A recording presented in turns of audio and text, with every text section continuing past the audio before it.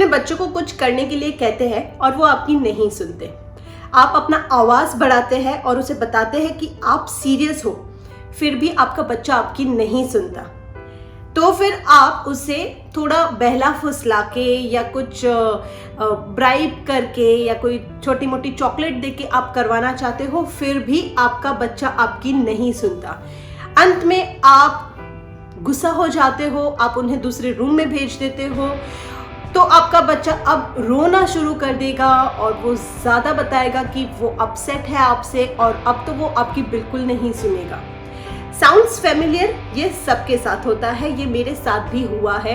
In fact मेरा बच्चा जो है जब भी मॉल्स में या कहीं पे भी जाता था तो मॉल्स में एक गेम सेक्शन होता है और उसे हमेशा उस गेम सेक्शंस में जाना होता है और हम जो है मॉल्स में वैसे ही घूम घूम के परेशान होते हैं और एक बार जो बच्चा गेम सेक्शन में चला गया तो फिर वो 2-3 घंटा नहीं निकलता।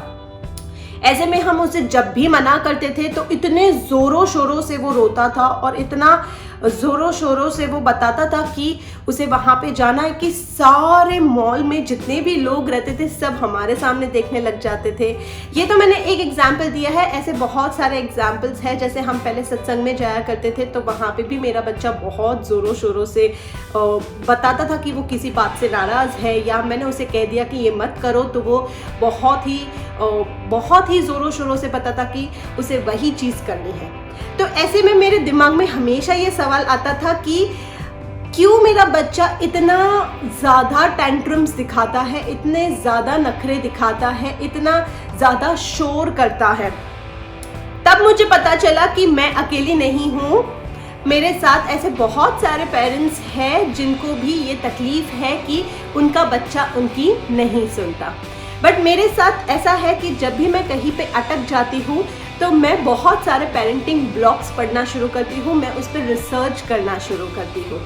क्योंकि जब मैं यहाँ पे फॉरेन कंट्री पे आई तो मैंने देखा गोरे बच्चे जो है वो बिल्कुल भी ऐसे शोर नहीं करते, ऐसा ज़ोर ज़ोर से बोलना नहीं करते हैं, रोते नहीं हैं और जैसे उनके पेरेंट्स कहते हैं वैसे वो चुपचाप कर लेते हैं। तो मुझे लगा कहीं ना कहीं तो कुछ मिस्टेक हो रही है जिससे बच्चा ऐसे बिहेव करता है। तब मैंने एक बुक पढ़ी जिसका नाम है जेंटल डिसिप्लिन। जेंटल डिसिप्लिन जो है वो हमें ये सिखाता है कि हमें बच्चों को पनिश करते हुए कुछ चीज़ें नहीं सिखानी है, इंस्टेड हमें उन्हें प्यार से सारी चीज़ें सिखानी है।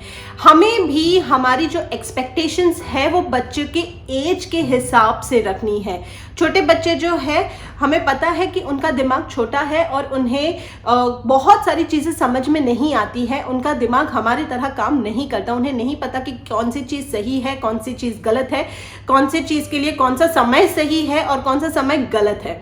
तो वो अपने हिसाब से काम करते हैं। तो हमें ज़्यादा से ज़्यादा उन्हें समझना है और हमें उन्हें इंस्पायर करना है कि वो बेटर से बेस्ट बन जाए। तो आज मैं आपको वैसे 5 टिप्स बताने वाली हूँ जिससे आपका बच्चा जो है बहुत ही अच्छी तरह से बिहेव करेगा, आपकी सुनने लगेगा और आपके जितने भी टेंशन है कि आपका बच्चा आपकी नहीं सुनता वो कहीं गायब हो जाएंगे, आप खुश हो जाओगे। माइंड इट, ये जो टिप्स है ये मैंने फॉलो किए हैं, मेरा बच्चा अब मेरी सुनने लगा है। ये चमत्कार आपके साथ भी होगा, आपका बच्चा भी आपका सुनने लगेगा और आसपास के जो लोग हैं जो आपके बच्चे के बिहेवियर को देख रहे हैं वो आपसे ज़रूर पूछेगी कि ऐसा क्या किया आपने कि आपका बच्चा अब बहुत ही अच्छे से बिहेव करता है। So now without further wasting time let's get started.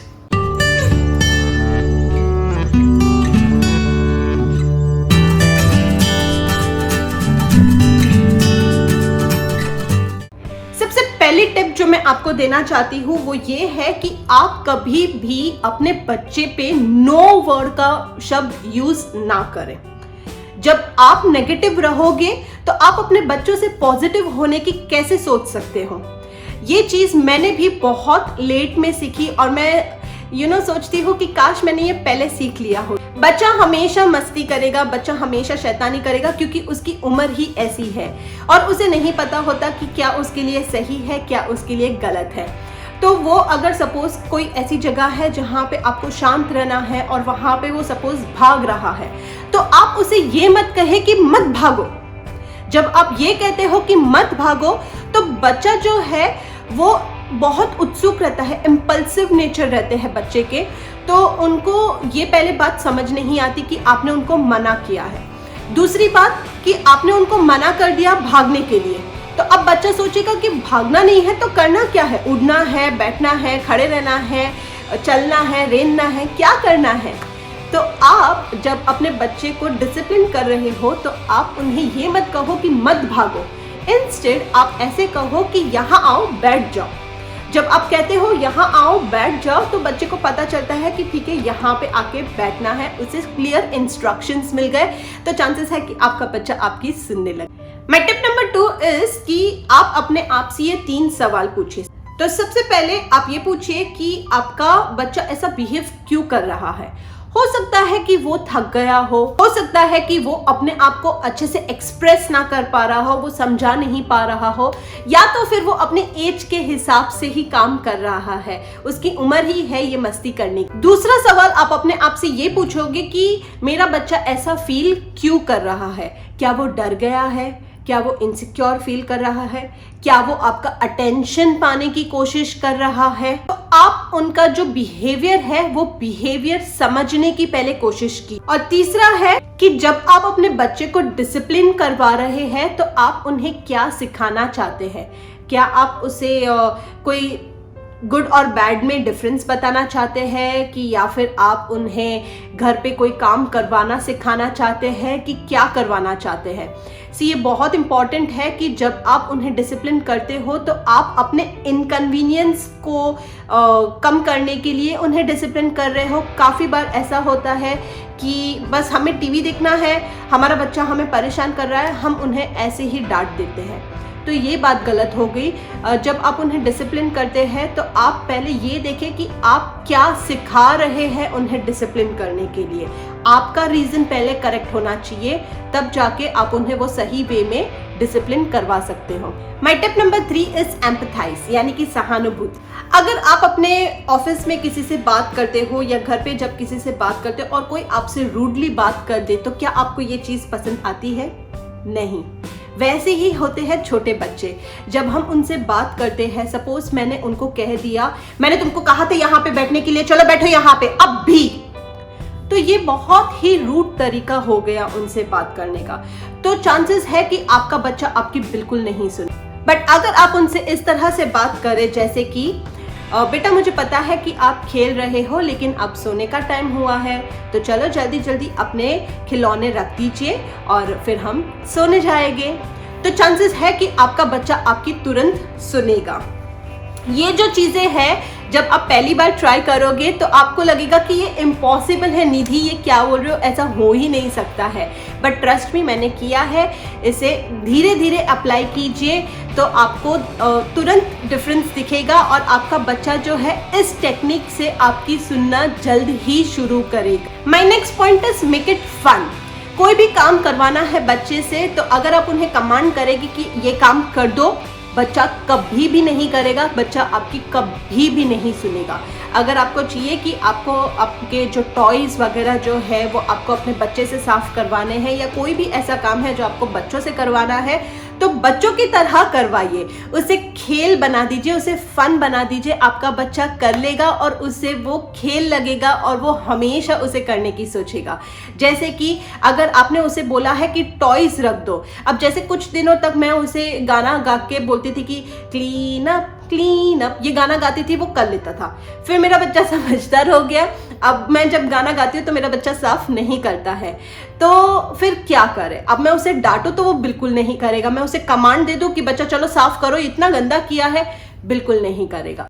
तो क्या कर, तो मैंने अब इसे एक थ्रो वाली गेम बना दी। मैं जो बास्केट में जहाँ पे मेरे सारे टॉयज जाते हैं, मैंने उसको एक बास्केटबॉल जैसा एरिया बना दिया। मैंने अपने बच्चे को कहा कि उसमें डाल दो अपने सारे टॉयज, दूर से फेंको, उसमें जाने चाहिए। तो इस तरह से खेल खेल में मेरे बच्चे जो है वो पूरा घर साफ कर देते हैं और मुझे बिल्कुल टेंशन नहीं होती। और यहाँ पे मुझे उन्हें चिल्लाने की या डिसिप्लिन करने की एज इन डिसिप्लिन करने की जरूरत नहीं पड़ती है।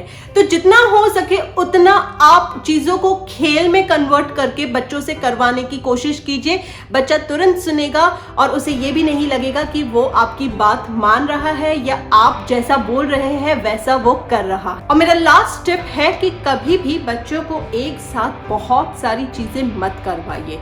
Make them do things one at a time. आप उन्हें क्लियर इंस्ट्रक्शंस और कमांड दीजिए। जैसे कि आपने अगर अपने बच्चे को कहना है कि शूज पहन लो, तो आपका बच्चा जो है वो नहीं मानेगा। लेकिन अगर आप वन बाय वन उनको कमांड दोगे और वन बाय वन इंस्ट्रक्शंस दोगे कि जाओ जरा वहां पे जाओ, शूज का रैक ओपन करो, तो पहले बच्चा शूज का रैक ओपन करेगा। फिर आप उसे कहो कि आप अपने शूज ढूंढ के निकालो, तो वो अपने शूज निकालेगा। वो कमांड हो गया। उसके बाद आप उसे तीसरा कमांड दीजिए कि आप वो शूज पहन लो। तो एक बाय एक आप उसे दोगे तो बच्चा जो है वो अपने एज के हिसाब से वो इंस्ट्रक्शंस को प्रोसेस करेगा और फिर वो उसे करेगा। जब बहुत सारी इंस्ट्रक्शंस एक साथ मिलेगी, बच्चा कंफ्यूज हो जाएगा और कुछ नहीं करेगा। अल्टीमेटली हमारा बच्चा कैसा भी बिहेव करे, हमें उनके साथ रूड नहीं होना है। हमेशा अपने बच्चे को अगर हम नहीं समझेंगे तो कौन समझेगा। इसीलिए जितना हो सके उतना प्यार से पेरेंटिंग कीजिए। आपका बच्चा जो है वो एक पॉट की तरह है, आप उसमें जो डालोगे उस हिसाब से आपका बच्चा बनेगा। बहुत ही केयरफुल हो जाइए कि आप अपने बच्चे में क्या डाल रहे हैं। आपका जैसा बिहेवियर है वैसा ही आपका बच्चे का बिहेवियर होगा। सो नेक्स्ट टाइम जब आप ये कंप्लेन करें कि मेरा बच्चा मेरी सुनता नहीं है, तो प्रॉब्लम कहीं पे भी नहीं है, बट प्रॉब्लम अंदर ही है। तो जब आप उस पौधे में या आप उस पॉट में प्यार डालोगे तो बच्चे में से सिर्फ प्यार ही प्यार निकलेगा। अगर आप उस बच्चे में गुस्सा डालोगे, फ्रस्ट्रेशन डालोगे अपनी, या तो फिर बहुत सारी नाराज़गी डालोगे, तो बच्चे में से भी वही चीज़ें बाहर आएगी, गुस्सा, फ्रस्ट्रेशन, नाराज़गी। तो आपको ध्यान देना है और बहुत ही केयरफुल तरीके से स्लोली बेबी स्टेप्स से आप शुरू कीजिए। आपके बच्चे में आपको चेंजेस नज़र ज़रूर आएंगे। आई होप आज मैंने जो आपको टिप्स दी है आपको बहुत ही काम आएगी, क्योंकि मुझे तो बहुत काम आई है और मुझे इसीलिए लगा कि मैं आप सबसे शेयर करूं। अगर आज आपको मेरा कंटेंट पसंद आया है तो प्लीज़ मुझे लाइक करना ना भूलिए और अपने फ्रेंड्स और फैमिलीज़ के साथ शेयर करना ना भूलिए। जो भी पेरेंट्स इस प्रॉब्लम से गुजर रहे हैं उनको इसमें काफ़ी मदद होगी। इसी के साथ मेरे चैनल को सब्सक्राइब करना, बेल बटन को प्रेस करना ना भूलिए। And now I see you in the next vlog. Till then bye, see you soon.